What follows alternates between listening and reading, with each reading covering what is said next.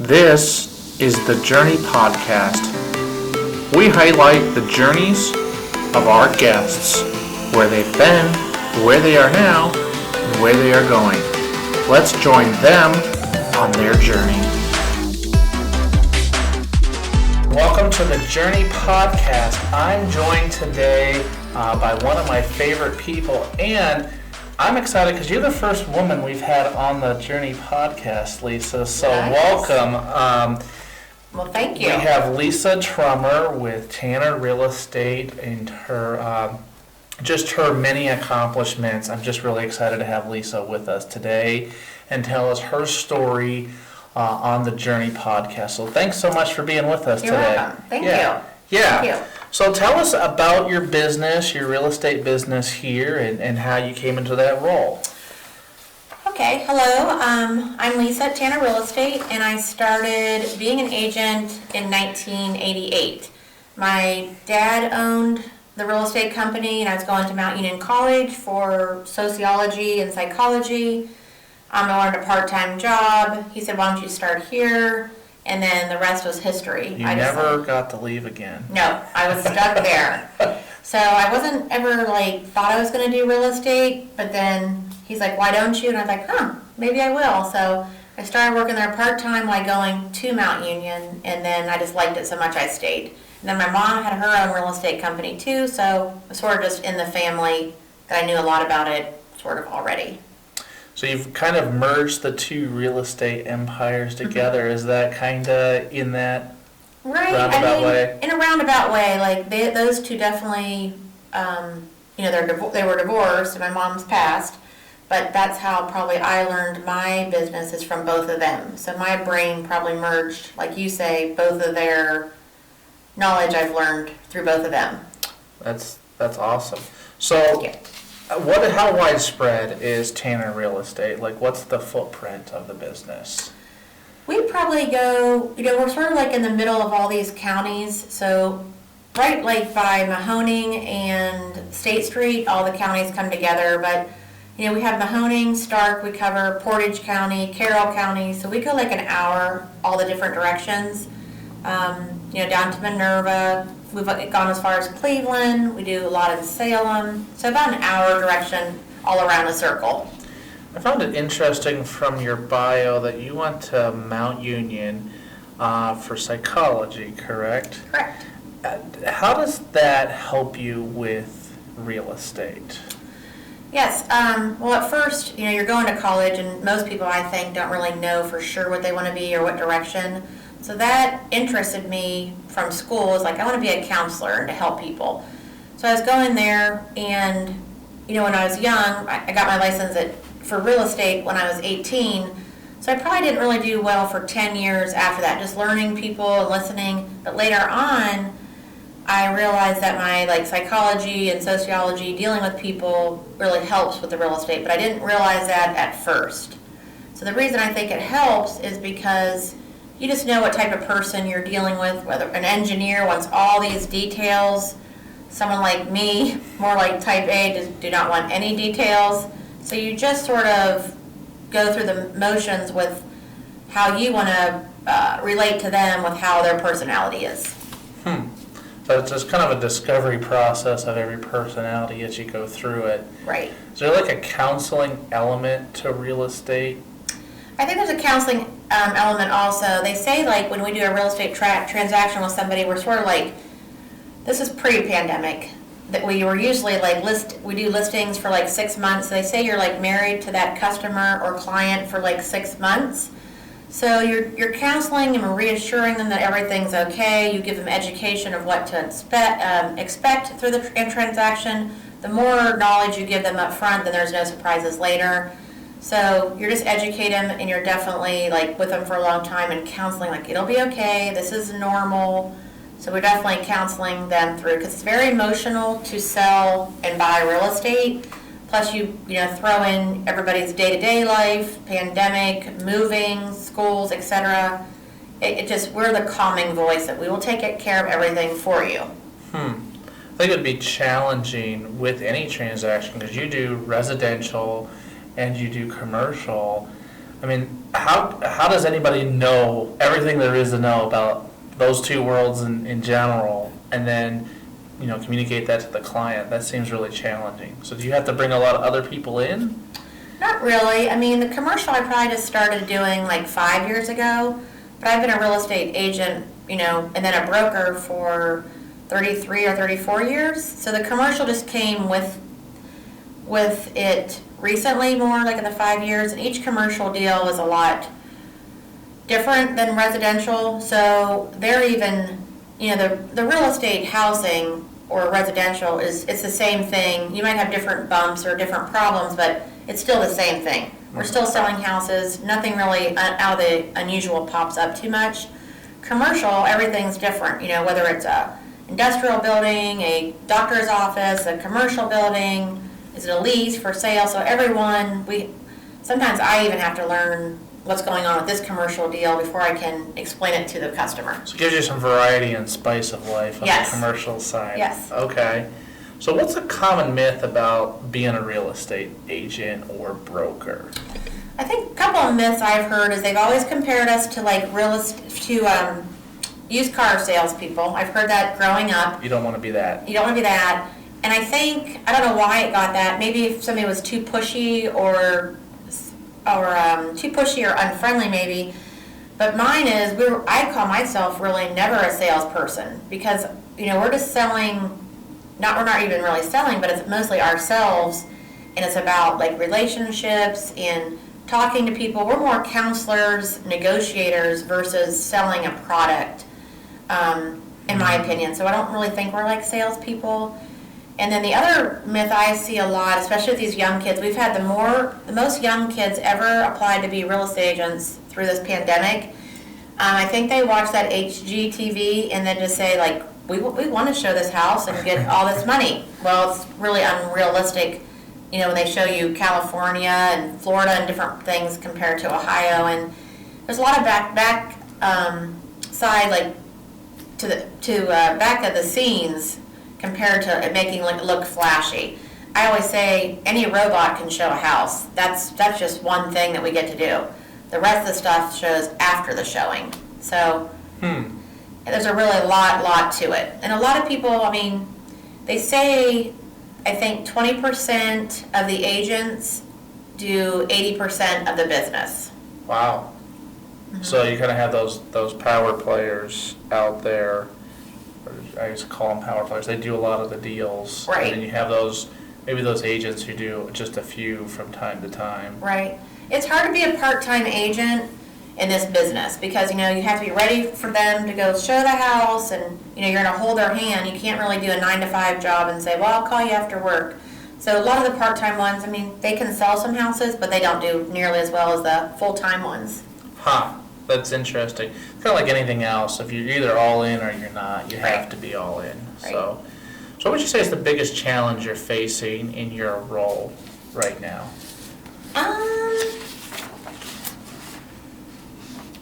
The housing market we always have low inventory.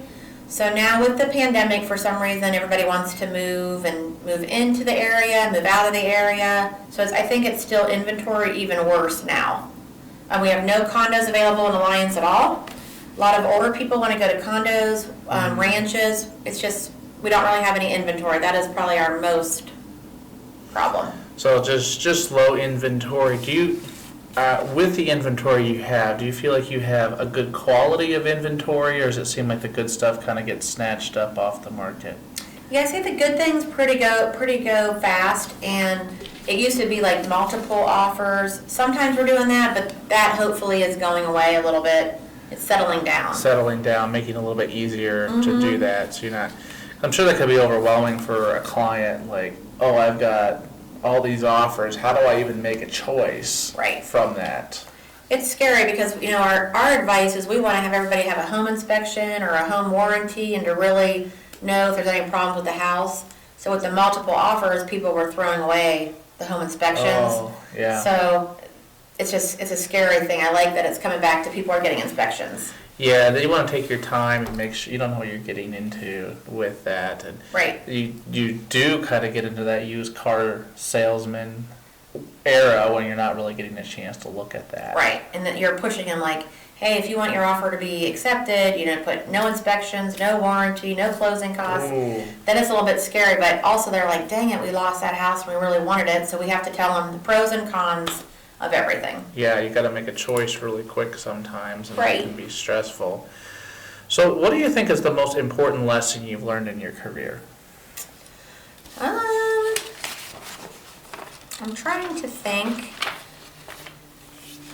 Probably, we always, you hear certain cliches as you go through and learn the business, but one of them is don't expect business from your friends, relatives, or associates. So if you don't count on the business, then you're not hurt if you don't get the business. So, if somebody, either they forget you or they use someone else, I just always learned not to take it personal. And also I just have to coach with all my agents underneath me. Don't expect the business, but just be appreciated that you get the business. So if you're an agent and your friend doesn't list with you, don't take it personal. Right. Right. You don't want to ruin a relationship because you didn't get the business, and maybe acting like, oh, that's really good, or giving some things, maybe you'll get the next transaction. So just not letting it hurt you or disappointed if somebody doesn't use you that you're close with. Consult with them as much as you can and build the relationship. Right. So what would you say is the most important personality strength that somebody needs to have to do what you do every day? I think the number one is negotiator. The best for your client, and to know what to do. Take all the steps to get them the best deal, and or either get them the best deal for the house, or where they're selling it to get them the most money. And then just being a listener to see what they really want, what their next step is, what's really important to them. Okay. Yeah, just kind of understand, kind of like bringing that psychology or counselor concept Right. again. Just got to really take that time and listen to them. Right. A lot of my young girls want to text all the time, and I say, you're not going to do well in this business if you are not sitting down with people one-on-one to get to know them. Your texting isn't getting to know people. So I do tell them a lot, even if you want to text some things, just make sure you're meeting with them. Virtual is great, but you got to get that touch time, that one-on-one, really get the mannerisms and the body language is so important no matter what, even in a technology-driven world. Right, definitely. Yeah, something you can take, anybody should take with them. So what, you talked a little bit, you've got some young people working for you, and what's a piece of advice that you give to somebody starting out in their real estate career? The full-time we talked about, it's all up to you. You have to be self-motivated in this job. It depends on how much you put into it to how much you get out of it. Okay. Don't expect, somebody said, well, how much money can you guarantee I'll make? I can't guarantee you anything. It all depends on you and how you treat people and what kind of relationships you get, et cetera, like that. Yeah. What you put into it is what you're going to get out of it. Mm-hmm. So who would you say is the most important mentor that you've had? Yeah, I learned from a lot of the older agents that most of them aren't even there yet, anymore, since when my dad's had it only. So I learned probably the most from him and my mom, and then from the agents he had that I was with all the time, just growing up sort of there. Yeah, it seems really neat that you had some, pretty, influential parents there who really knew the business and can really bring you up in that. Right. That's really neat that you were able to have that there. So what's one lesson that your job that has taught you think everybody should learn at some point in their life? No matter what business you have, you want your customers to feel special and that you have time for them. Yeah. So I'd say that's the most important thing, is just make sure that you're really listening. They say that other cliche is, God gave you a mouth and 2 ears. So you think about some of that stuff, just make sure you're listening to the customer and you just want them to feel special. Not like they don't want to feel like you're pawning them off, or they don't have time to actually know what's going on or listening to them. A lot of people are going through deaths or sickness when they're selling a house, job transfers, so they have that extra stress on them. So it's just constantly, I'm here for you, let's, we can get through this. And the much information you tell them up front, they'll know to expect later. Good advice. Thank you. Yeah, it's very good. What's that unique thing that you have? I would say there's one thing in your job that you do that maybe no other real estate broker agrees with you about. You have a unique thing that you do? Just like I said before, is a lot of people think we're salespeople or sales agents, and then in my mind, we're not selling agents. Like, we're not selling like a car, for example. Like, it's more personal than that. You're selling yourself and your services of what you can do. Yeah, just finding that thing that differentiate yourself is so important. We had another episode with a gentleman, Steven, who is in the real estate operations. He's not an agent, and he was telling us how that is a 24/7 job. How do you manage your time you're on the go all the time. You've got a family, you've got to have a personal life. Like, how do you do that? Yeah, you just have to, you learn as you go. But you always, in my experience, I've always put my family first, and I don't miss anything. So I just make my schedule, and every night I make a list of what I need to do, most important, down to the bottom. Sometimes I don't get to the bottom. But you just schedule, have a plan, make sure you know what you're doing every day, you know what you can and can't do, and then just be real diligent with your time to know what's important and what's not. And then don't miss anything. A lot of times I worked weekends, evenings, so just putting all my time the best suit I can. Try to outline your time as much as possible there. Mm-hmm. So are you a morning person, an evening person? Like, when do you get your best work done? I like the afternoon and evening. I like the evening a little bit because I'm writing notes and just thinking what I have to do. But I work all day long. The kids are older now in college, so when you're in the morning, the mom has to get them ready and get off to school and off the bus, so it's a lot earlier then. So it made me go to bed earlier to get up then. So now it's more like the kids are sort of on their own. Even though they're living there, I don't have to make sure that they're okay or anything. So I start my day a little bit later, but I'm up till probably 12 just writing notes and going through what I need to do the next day. Wow. Yeah, you got to have that dedication to make that happen. So what would you say is the most underrated tool for your job that you use every day? Like I said before, I don't like that the newer, younger generation are not talking to people instead of texting, but the texting has saved a lot of time. Yeah. I can get a lot of things done by texting, even though I want the relationship there too. Texting has just been a dream for the real estate industry. Those established relationships you already have, now you can say, this is happening, or we need to do this, and you don't have to take time to make a phone call, and that really makes it easier for them. Right. Yeah, that's awesome. So you've been in the real estate business all this time, but if you could start any other business, try any other occupation, what would you try besides this? I do like thrift shops a lot. Oh, no. So I would probably do that if I didn't have a real estate career. Start a thrift shop. Yeah. Like one of those, would you be like a boutique, or would you go all the big time like the big thrift shops do? I don't know. Probably just more fashion, clothing line. I would like that. But it's fun. My new thing is, like, whenever I go on vacations, I like to visit other people's thrift shops and just see how they're doing and what they have to offer. And I'm not like a Goodwill shopper, but I love thrift shops.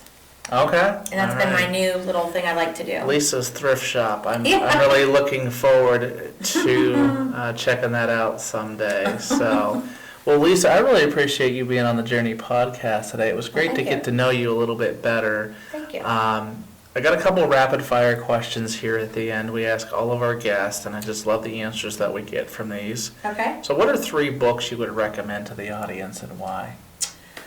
They're all sort of real estate tax books. that I've just read at different times over the years. They were all suggestions of my mom. But Rich Dad, Poor Dad is one just about real estate investing. Death of a Salesperson, just nostalgic. And then The Compound Effect, about investing in taxes. I think those are all real good for the real estate business side of books to read. Okay, those are good books. Read a couple of those. So, if I were starting a business today, any business, what is one word of wisdom you'd give me? I could say faith. You have to believe in yourself, and things might take time, but just have faith that everything will work out. If it's meant to be, that's probably my biggest thing. Great. Well, Lisa from Tanner Real Estate, tell us where we can find you online if we have some real estate transactions we want to. Okay. Yeah. Our website is tannerrealestate.net. And then we have Instagram, Facebook, LinkedIn. You can, find us on any of those social medias. Yeah, check out their social media. They've got some great pictures of all the houses they list. It's fun to just look at them, and check out all of the listings and stuff. So there's a lot of work that goes into getting that content uploaded, I'm sure, and a lot of logistics. So understand the work there. So go check out Tanner Real Estate, Lisa Trummer, the broker here. We appreciate her being on the Journey podcast. I also want to thank Astoria for sponsoring us. Without them, we would not be able to have this podcast today. Check out trustastoria.com for your cybersecurity needs, and check out tannerrealestate.net for your real estate needs. So, thank you. Thank you. Yep, thank you.